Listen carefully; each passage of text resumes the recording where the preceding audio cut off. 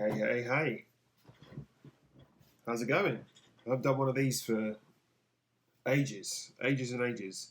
Um, and I don't really know why. I think it's just because I kind of got more into writing and stuff, and not being very good on camera. I kind of shied away from it a little bit, to be honest. Um, so that's all going to change. And I'm going to lean into that discomfort a little bit more. But as you can see or hear, audio quality is probably pretty terrible.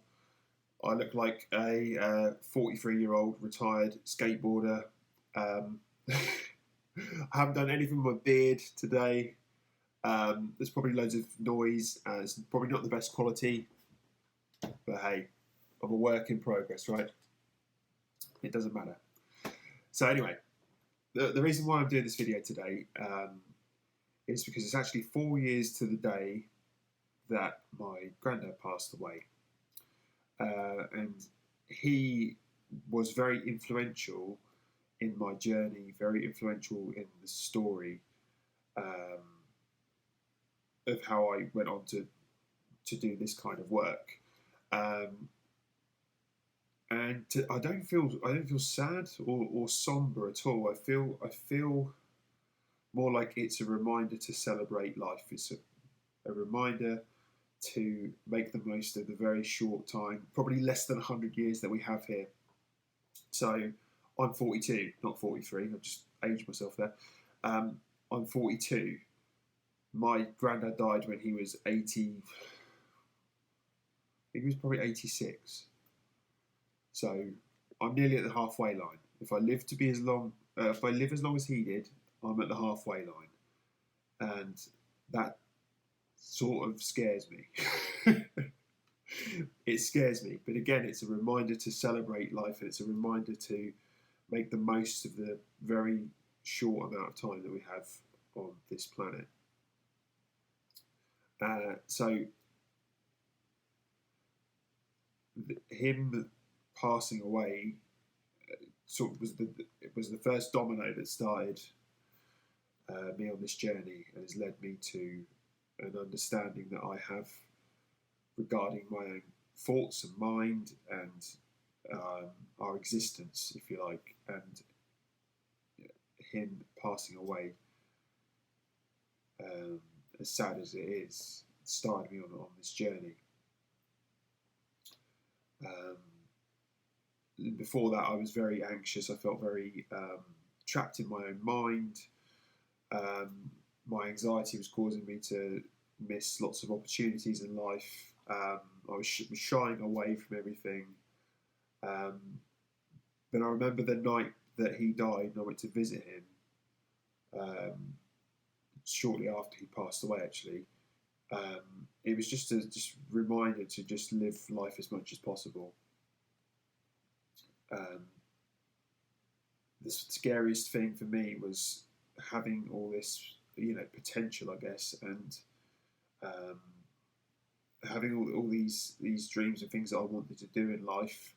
And at the time, I'd probably been like late 30s. Yeah, so he died in 2018, and I just remember thinking, "Fuck, I'm at the halfway line. When I die, I don't want my dreams to die with me. I want to make sure that I've fulfilled stuff." So it started me on this journey, and I started. Didn't do that. I've done it for a while. I started to shy away from things like comfort and safety and security, and started to get out there more. And with that, I found that I was obviously growing more mindset wise. And I was getting out there and doing stuff, and I've realised that me avoiding the things that I was avoiding, so other people, social situations, anything that was like remotely scary or triggered my anxiety, I suppose, I realised that avoiding those things was stopping me from growing. So it's very easy for me to sit here now and say that in 2022 the mind that I have now, the mindset I have now, the understanding I have now about how thoughts and thinking works and all this kind of stuff. Um, it's very easy for me to sit here and talk about it, and I still get frustrated. I find that I get frustrated with people, but it comes from a place of love, and it's because I'm really passionate about what I do. And I hate the fact that as a society we seem to be leaning more towards all those things like comfort and safety and security. And I know that that's not the answer. And blaming the outside world for everything, um, thinking that that affects our experience, and it doesn't. I hate the fact that mollycoddling and um, it quite honestly it frustrates the fuck out of me that there are some people that don't want to seem to improve. They don't want to be better. They don't want to change. Um, and quite honestly, the reason why that frustrates the fuck out of me is because I see it in myself. I fucking hate it. I absolutely hate it. And that's what I used to be like. And I was just like that. I was entitled. I thought that the world owed me a living. I thought that it was everyone else's fault for what happened to me in life. And then I had this this shift in consciousness, if you like, this shift in my understanding, shift in awareness, and everything changed. And it led me on this like long journey of personal development. I keep looking over there because I've got these books and stuff, and I think bloody hell, the amount of money and time I've spent reading all these like self-help books and stuff, and not all a complete waste of money. Some of them are pretty decent, in fact, and I still recommend some of them to my clients now to this day. But yeah, it's just a long journey. So I totally immersed myself in all this self-help stuff and personal development stuff, and it's led me to where I am today. So my job, for want of a better term, is a personal development coach, or I don't like the term life coach, but it kind of is. It kind of is. But my mission is to help guys create better lives for themselves, be more powerful, be more capable in life, to help guys be, do, and have everything they want in life, and work with them so that they have a clearer vision for a better future. Helping people like discover their own resilience and their own assertiveness and their own confidence, and unlock all those things that are innate. They are innate. They're inside all of us already. They just get covered up with all the day-to-day crap that we have to deal with. So yeah, I do know what it's like, and like I said, it's my frustration comes from a place of passion and love. Because I truly want to help people, and I see their potential.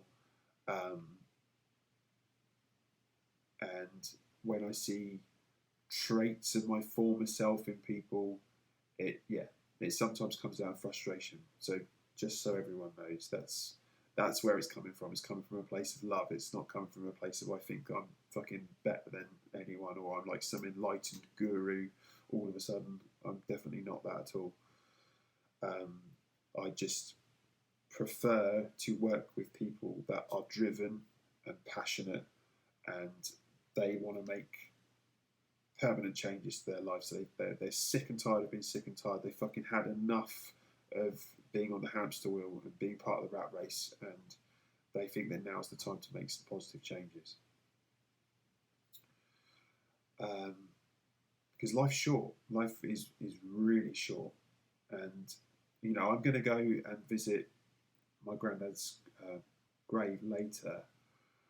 Take some flowers and down there and stuff, and yeah, it'll be sad, but it will still inspire me. It's going to remind me to celebrate life and remember that I'm on this journey and I'm on the right path this time.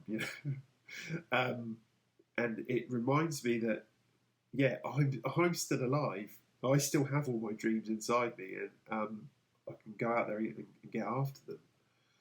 Um, it's never too late, is it? It's never too late. Even if you're 84 and you live to be 85, you can still do a hell of a lot. You can still accomplish what you want to in life and still your dreams. All right, you might not be a Formula One race car driver, but you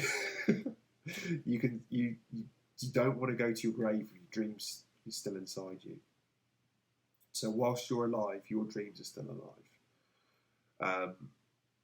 And I guess if I had to give some kind of like motivational speech, which I wouldn't, because I think motivation's bullshit, but there we go. Don't write yourself off. Don't ever write yourself off. Don't waste your time worrying about what other people think.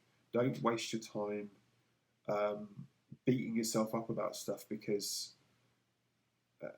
it doesn't have to be that way. It's a waste of time.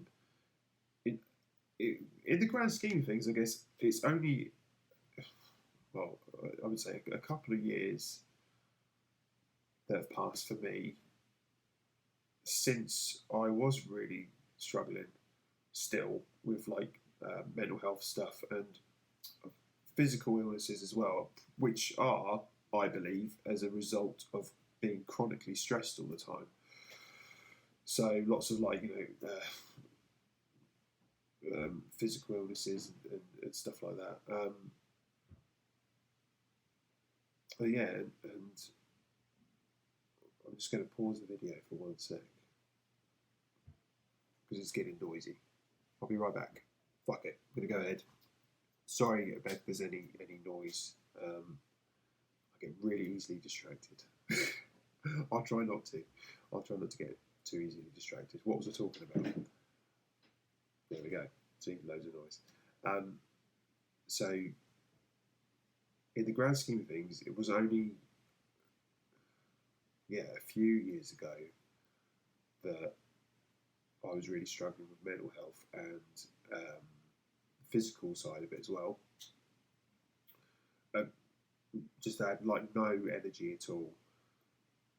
Struggling with anxiety and depression. So depression's like the flip side to the anxiety coin, isn't it? Like when you've been really anxious and stressed for ages, your body serves you up a nice big dose of depression to make you stop, basically, to stop the anxiety. But I was self-medicating as well, so boozing, smoking a lot, taking prescribed and unprescribed drugs, having lots of panic attacks, and my self-opinion was at an all-time low, and no confidence whatsoever. And one of the most terrifying things was that I felt that life was passing me by, and I felt that everything was really boring, and I was bored, and I was just going to live this mundane existence day to day, and I could see myself becoming exactly what I didn't want to be. I could see myself living a life that was just not for me, and going to my grave with my dreams still inside me, as it were, and that absolutely terrified me. And I didn't want to become one of those guys that just talks about the good old days all the time and talks about the past all the time. And I didn't see myself working really hard for the next 20, 30 years or whatever to retire and then do all those things that I want to do, because my body's knackered because I'm so old. Retirement, the idea of retirement absolutely terrifies me. So I don't see myself retiring. If I keep doing this line of work, which I hope I will, I don't see myself retiring. I see me doing this till I take my last breath, basically. When my parents are nearing retirement age, and the idea of them retiring and not doing anything terrifies me, because lots of people that I know, from the from education, lots of teachers and people I worked with, and when they stopped working, it was like they lost their sense of purpose, and shortly after retiring they died, and yeah, that absolutely terrifies me. So um, I hope that people that retire find something else to replace that, and that they keep on doing stuff. Um, so yeah, anyway, going back to what I was saying, I reached that crossroads, and I reached that point, and I was like, right, I can resign myself to the fact that these are the cards I've been dealt, and this is just what's the way life's going to be, or I can do something about it. And from that point on, I just refused to live this life of playing it safe and being comfortable. And I used my granddad's death, if you like, as fuel to start living. And it really did make me realise that no matter where you are in life, the best years are still ahead of you, and that it's never too late to change. It's never too late to change course. So yeah, like I'd have been in my late 30s then. And I still teach guitar and stuff to a few people. I still play music, and that's cool. But mentally, I'm like a totally different person. I'm completely different. Another thing that really hit me as well was, I started researching really morbid topics like death. And one of the things I came across was the regrets of dying. I think it's called the 5 regrets of dying. I'm just looking on my phone. I'm trying to find this, being real quick. Yeah, so the top 5 regrets of dying, and you can look this up online. It's just go on Wikipedia or whatever, but it's according to Bronnie Ware. I don't know who Bronnie Ware is, but the 5 most common regrets shared by people nearing death were: number 1, I wish I'd had the courage to live a life true to myself, not the life others expected of me. So number 1, I wish I'd had the courage to live a life true to myself, not the life others expected of me. Number 2, I wish I hadn't worked so hard. More on that in a minute. I wish I hadn't worked so hard. Regret number 3, I wish I'd the courage to express my feelings. I wish I had the courage to express my feelings. Regret number 4, I wish I'd stayed in touch with my friends. That's really sad. Yeah, I wish I'd stayed in touch with my friends. And number 5, I wish that I'd let myself be happier. I wish that I'd let myself be happier. And yeah, that's, to me, that's just really sad. That's just so sad. One of the regrets that I have, or I feel that I would have had, is hiding. That I've hidden away for so long and not done what I wanted to do. Again, probably because of the what will other people think about me as well. There's probably a bunch of reasons for it, but 2 people have said this to me recently, and 2 people that I really admire and look up to, and I respect their opinion. Because most of the time I don't really give a fuck what anyone thinks. I'm not just saying that is true. But 2 people who I consider to be mentors have said to me, you need to stop hiding. And it really hit me, on a gut level, made me feel really uncomfortable, but I took that to be a good thing. I took that to be a good sign. So that's one of my things I'm going to do, stop hiding, hence why I'm doing videos like this, hopefully more in the future as well.